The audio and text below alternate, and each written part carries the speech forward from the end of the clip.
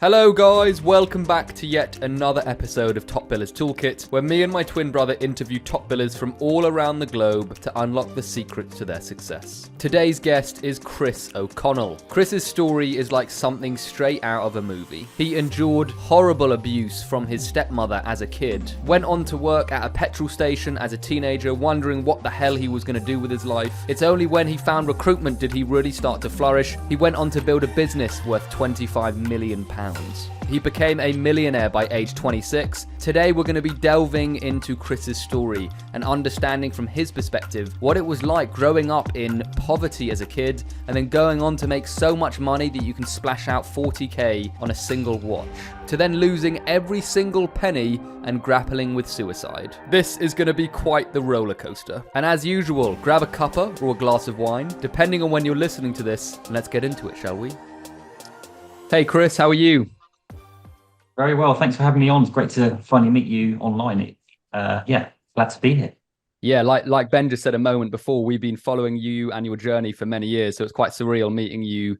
I met you before, but having you on. So, and I know you have one of the most incredible stories I've heard in a while, and that, as well as many other reasons, is why I wanted to have you on to just share that with our audience. So, thanks for coming, mate. Really appreciate it. So, we always start with this question. What's the number one tool in your toolkit, whether it be a mindset, strategy, or piece of software? Chris, what would you say? Well, I've been doing what I've been doing for 25 years now. So my experience is helpful, it's great. And, you can't buy time. But I think that my answer to it is probably my vulnerability. What I mean by that is my ability, I think, to be open, to talk about issues and topics which enables my clients to feel at ease themselves. I believe that you can have all the operations, all the experience, all the marketing, all the branding, all the ops, all that kind of stuff. It's great, but certainly in my area that I work in, more often than not, it's the human side, it's the ego, it's the softer skills that are the blockers. And I try to get to the nub of those things first, and then the rest happens. I'm sure a lot of people have heard your journey and your story, but I mean, when you briefly told me about it last time, I was in awe just of the amount you've been through, what you've done, where you've come from, and like just your experience, your life experience. Can we start off the podcast? Oh, it's the beginning, but can you just share with us your journey, and can we have the longer version, not the condensed version, if that's okay? Because I think it's so important for people just to learn the whole story. Okay, well, I'll go back right to my sort of very young childhood then. So I was born, I lived in a caravan. When I was 2, my brother was 3. My dad used to work on the railways at nights, and he came home middle of the night or very early morning. I was naked, hanging half out the caravan window. My brother had raided the fridge. He was sick everywhere. Dad said, "Where's mummy?" She fucked off, left, abandoned us there for the night, and took whatever possessions my dad had, and we never saw her again. So just literally no, didn't turn up for any court case or custody or leave a note, just left. My dad wasn't emotionally capable, ready, available to look after 2 young boys, wasn't financially there. Just my dad did his best, but he was a very simple man, not very affectionate, and just wasn't capable of looking after 2 young boys. So I was fostered for 4 years between the ages of 3 and 7, which gave me a bit of an idea what a family unit would look like. Then my dad took us back. He got a council flat. I remember having to get up at 5 o'clock in the morning, even at the age of 7, and then walk to his railway, then walk to school on my own because he couldn't take us because he had to work. So from a very young age, I had to be an adult. And my foster mum said I was the parent of the family, even at sort of 3 or 4 years old, because it's just the way it was. He then remarried, and his wife abused me physically, emotionally, in other ways, and would stop me going out the house. If my friends would phone up, she'd say, "Fuck off, he's doing the hoovering." Sorry to swear, but she didn't do any of the housework at all. My dad had multiple sclerosis as well, so it was myself and my brother that were just looking after my dad. My stepmom was just abusive. So the first 2 role models I had, female role models. My mum abandoned me, and my stepmom was awful. to me in a very, very different way. So wasn't given any. We had to cook ourselves in the age of like 7, 8, 9. She didn't do any of that. So my dad couldn't because he didn't. So the whole thing was like. So I had no concept or idea of a family unit. Wasn't nurtured. Didn't feel love for my mother or mothers, and that really messed me up emotionally. I felt inferior. I felt worthless. I felt very shy. I felt different to everybody else. I managed to pass my 12 plus somehow. Went to a grammar school. Hated it there.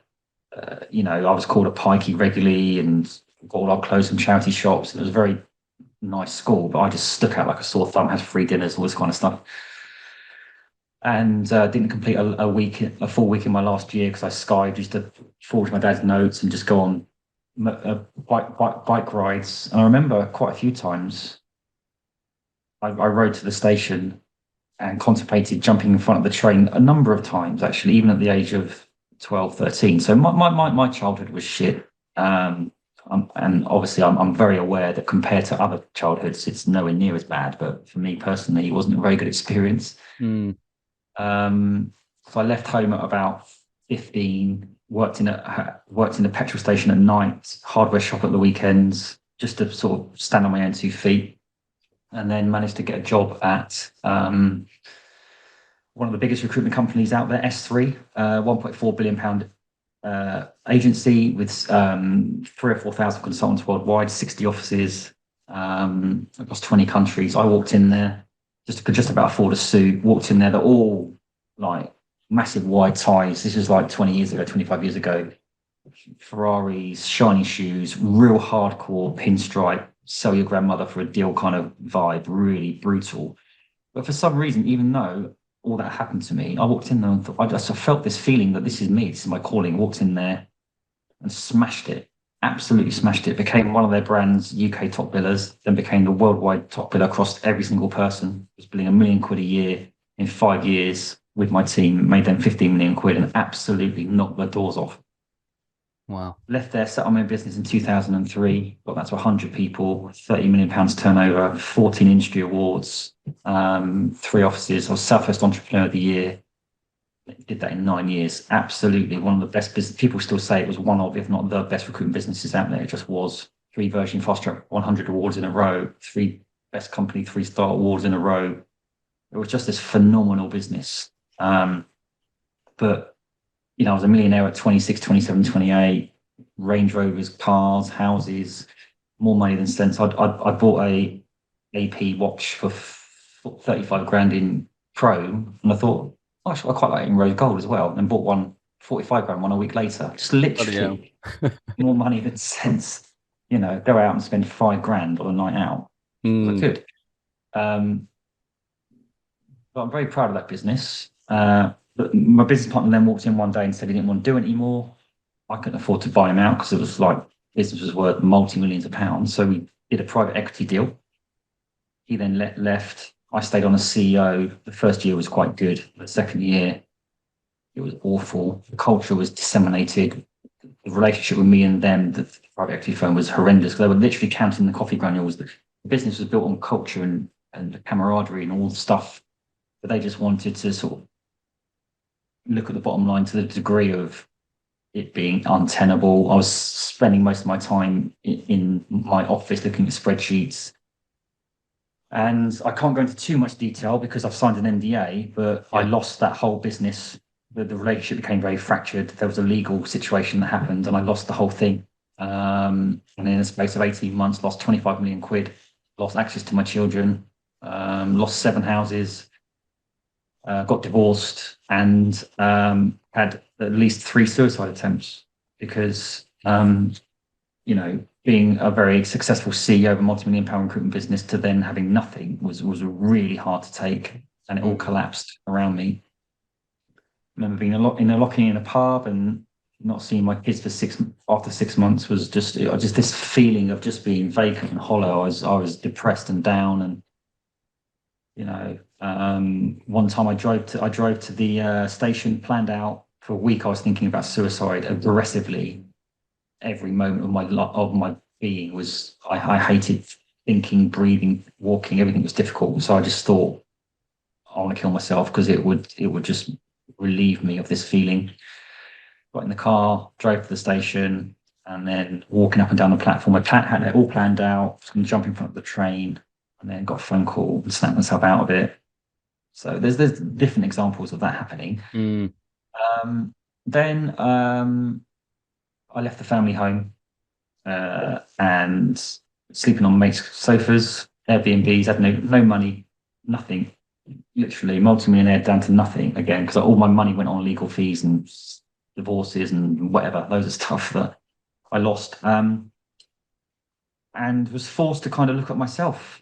And I can blame people, I can blame circumstances, but this was my chance to actually stop and do some work on myself. So since then, which is only about 4 years ago, I spent a lot of time doing lots of personal development and lots of therapy, lots of counselling, and became a mental health first aider myself, started to understand what mental health is and was, and then decided to tell my story on LinkedIn and be open about it and say, this was me. I built this 25, 30 million pound business. I've got all these awards, and then people levitated or gravitated towards that, and they loved it. And since then, I've built my coaching business. Now I've helped over 40 or 50 now recruitment businesses grow and scale.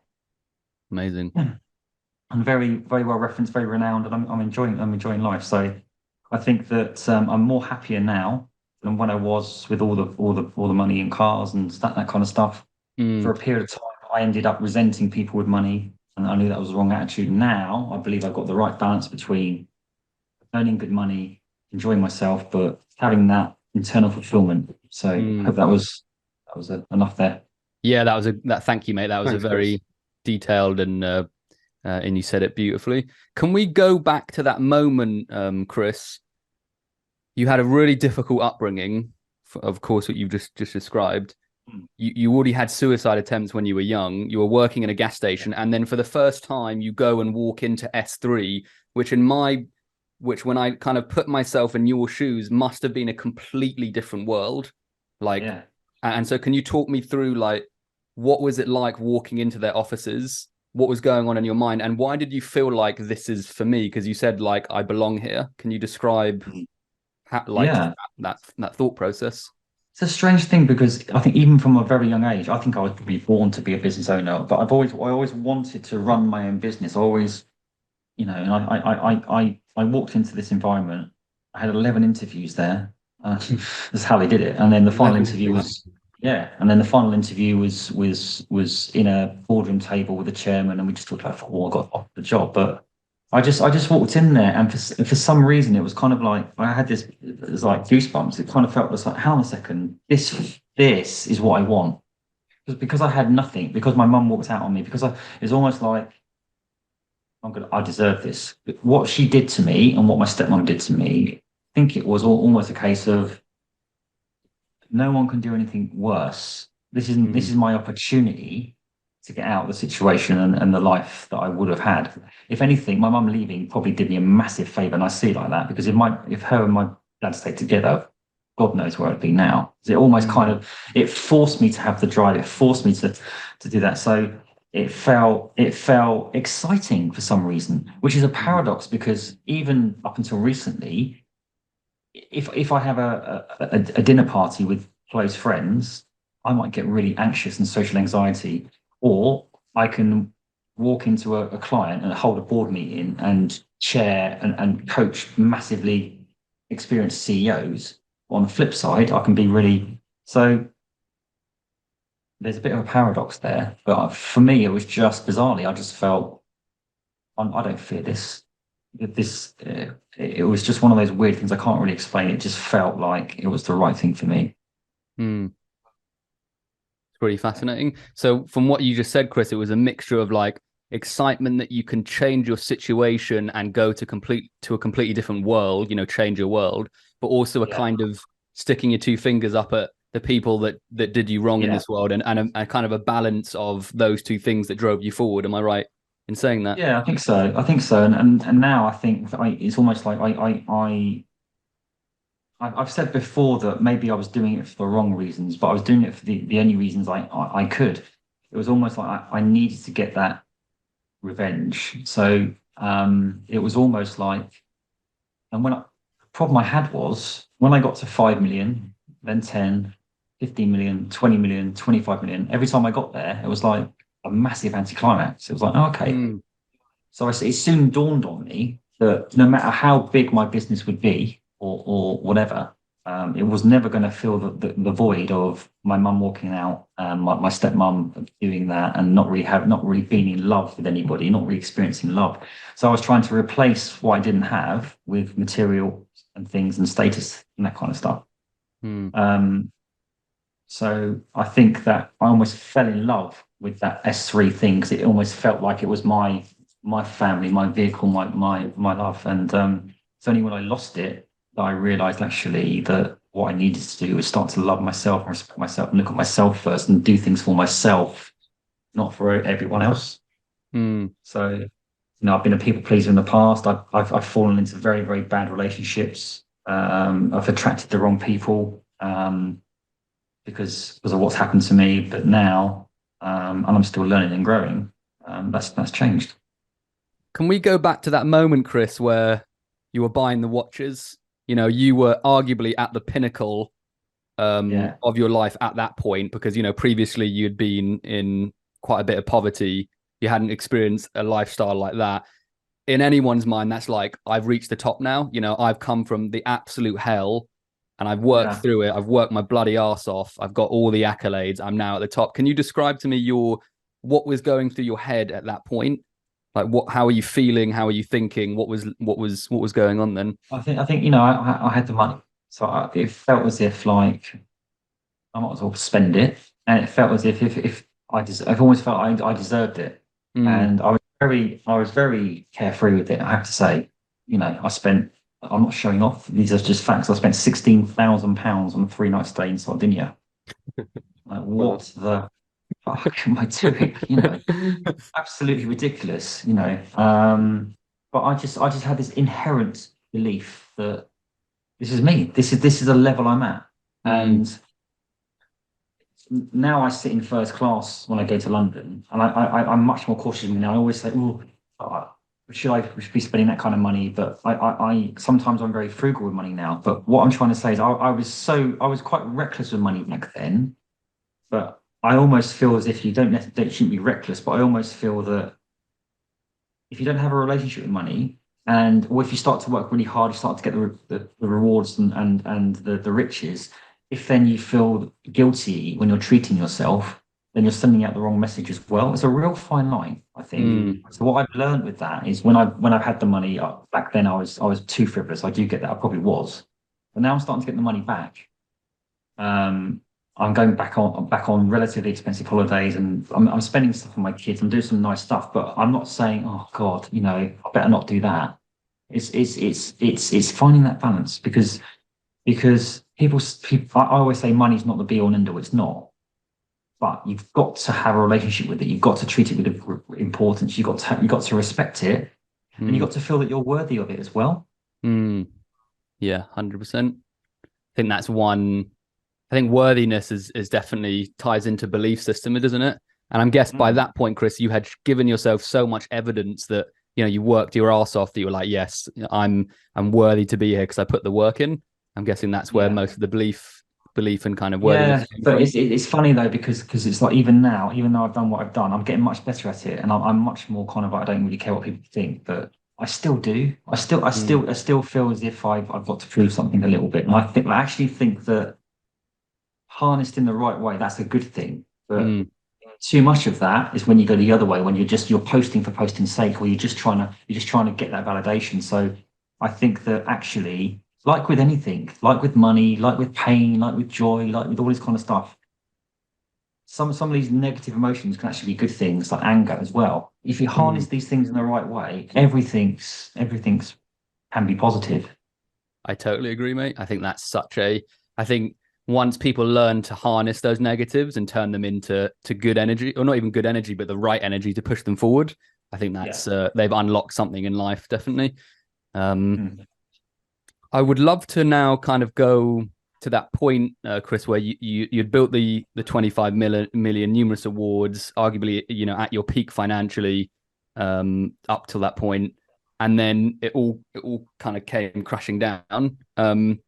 What I'm again fascinated in is how you overcame that, because you've had multiple times throughout your life where you've contemplated suicide, where you've been at your absolute lowest, and you've come out of them. And I'm just wondering, how do you keep coming out of them and then achieving such greatness? Like, what's going on in your head? Was it someone that helped you during that stage? Was it something you keep saying in your head? Like, what especially on the second time, what shifted you out into giving it another go? I think I was given the most unusual gift by my mum that you could ever wish. Like, her abandoning me means that intrinsically no one can do anything worse, or nothing worse than that can happen to me. So from the age of 2, I had that feeling of absolute devastation and loss. So I'm now conditioned to it almost. So there's been 5 or 6 major instances in my life where it's happened to me. So my mum abandoning me, my stepmom doing that to me not having access to my first son for like 6 years, me losing my business, and then happening again. So it's almost like I have this inner resilience, this inner voice to say, get up. But like the Tyson Fury fight, when he was knocked out, and then on 9.79 seconds he got up at the last minute. I just feel that.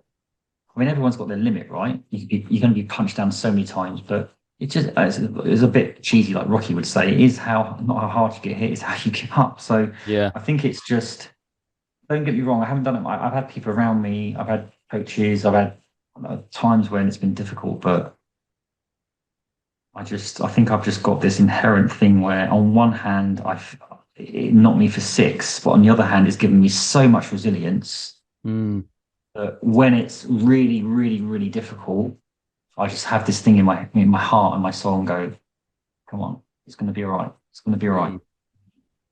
That's amazing, mate. What I got from that is like your brain over many years has been conditioned to pain. And so when you go back to really painful situations, you're probably more likely than most people to come back from it, because your brain has been so conditioned to that way of living and thinking. That's why I don't say go out and look for it, but until you had adversity, I think it can be a good thing, and it makes you stronger if harnessed in the right way. So yeah, some people respond differently to it though. It's not as, don't get me wrong. It's not as straightforward, and I wouldn't wish what happened to me to anybody. But I found more light and more strength and more wisdom when I've been on my knees. Been homeless a few times. In those really dark moments is when it's almost like I get the clearest of thinking. And it's made me respect myself more. But I still get affected by people who are disingenuous. But what I've also learned is that there are a lot of great people out there in this world.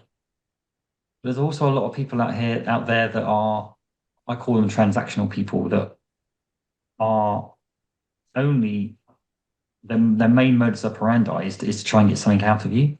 And that really affects me, and I still trying to fathom that, why it affects me so much. But I guess that's life. If everyone was all nice and lovely, and that'd be boring, right? Yeah, I get you, mate. You said in your darkest moments you have your most clearest thinking. Why do you have that? That's interesting, because most people, darkest moments is where your brain does the most negative thinking, the most shit that you have to kind of drown out. Why is that your clearest moment in your darkest? Because I think it almost, when I'm talking about dark, I'm talking really dark. It kind of almost, like, you're so taken by the issue that's there. For me personally, it almost pushes all the other stuff out of the way, all the other noise, and go, right, you've got to do something. What you've got to do, your next move is you've got to do something it almost forces you to act with clarity, and it pushes the noise away. And that's why, on a sort of simple term, with my one of the things I advise my people that I coach in my businesses is that focus on 3 to 5 things each day that are going to actually shift the dial. Anything else is noise and a bonus. And it's the same kind of thing. When you're on the phone to a client, is this person going to make me money, in that sort of terms? If not, move on. I think that even in relationships, I think what I've learned recently is that if I start to feel and see red flags, or my energy is really important to me, you've got to knock these things on the head. Otherwise it manifests.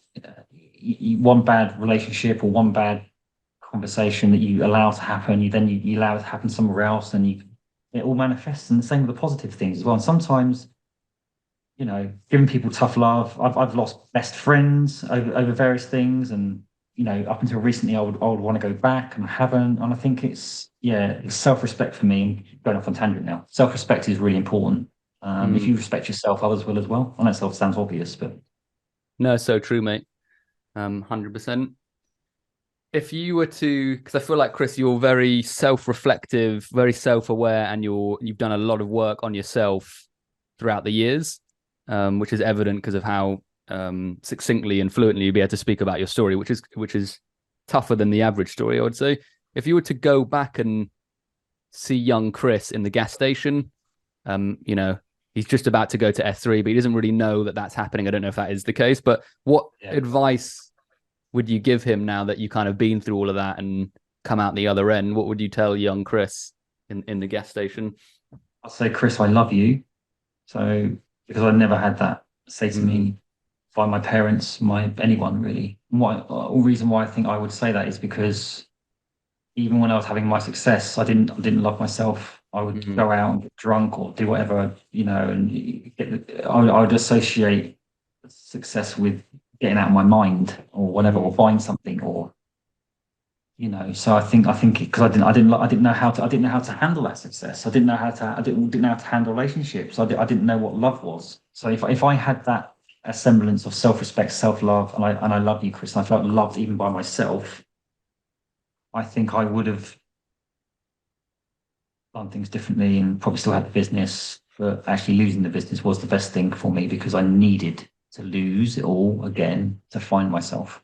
So absolutely love that, mate. It's funny because I do therapy, and I've done therapy throughout my entire life, but on a recent session I said that came up, and I was like, I love you, Sam, and it was such a strange thing to say to myself, but then I got really emotional, actually, because it's like you don't realize how much you need to hear that from yourself. You might get that from a few other people outside, or you might not, but if you try saying it to yourself, it's actually quite an interesting experience.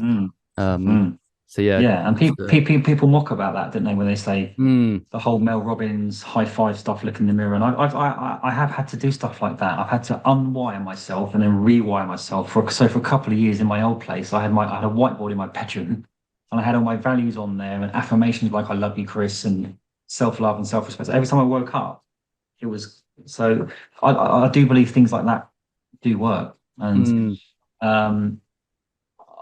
I'm not a mind reader, but my mind, and I know other people's minds, is you can do all that stuff, but you're still going to get the negative voice. You're still going to get the devil on your shoulder saying, "Don't do it, Chris, you're a dick," or whatever. And sometimes you can't control it. So what I've learned is that that other side's always going to be there, and it's just about a lot of the thoughts that come into your mind aren't actually your thoughts as well. People think that's strange. They can be brought in from various different mediums and reasons. So I think it's about trying to reduce that voice on your shoulder by saying "I love you, Chris," but also saying "Hello, mate," and realizing that person's always going to be there as well. Because if you fight, I think sometimes if you fight fire with fire, the fire comes back even more. Do you know what I mean? Yeah, 100%. Totally get that, mate. Coming to the end of the pod now, Chris, but I'd love to know, again, you've been through quite the journey, had different relationships with money, different relationships with success. What's the vision for the future now? What does success look like to you now, Chris, current version? What does success look like? Yeah. Well, my business-based mindset is built on 6 principles of life, which I think are important: business, personal development, health and fitness, relationships, wealth, and those. So I've been guilty in the past of just putting all my eggs into the business basket. Now my business is good, but my purpose and my objective moving forward is to leave a good impact on as many people as possible, business and personal, to build relationships and just to. I mean, I could set up a recruitment business tomorrow, but I don't want to do that. I'm enjoying what I'm doing. I'd quite like to go into TV and launch and go crazy with my podcast a bit more and have some That's sort cool. of chat show that's based around these kind of conversations that are actually meaningful and real and kind of. So yeah, that's not very. So I can carry on doing my NED stuff, which I love. But I want to get to a point where I'm having these real types of conversations that can impact and help people in some way. So that's what I'd like to do. Love that, mate. Thank you so much, mate. Honestly, I really appreciate you coming on and being vulnerable and sharing your story. It takes a lot of guts, a lot of courage, and I just wish you all the best of luck for the future, mate. So thank you for coming on. Really, Thanks, really Chris. appreciate it. Thank you both. I really enjoyed it. Cheers, guys. Hey guys, thanks for tuning in to this episode. If you enjoyed it, please don't forget to subscribe on YouTube and Spotify. Tune in for another episode next week, and we look forward to seeing you again very soon. Peace and love.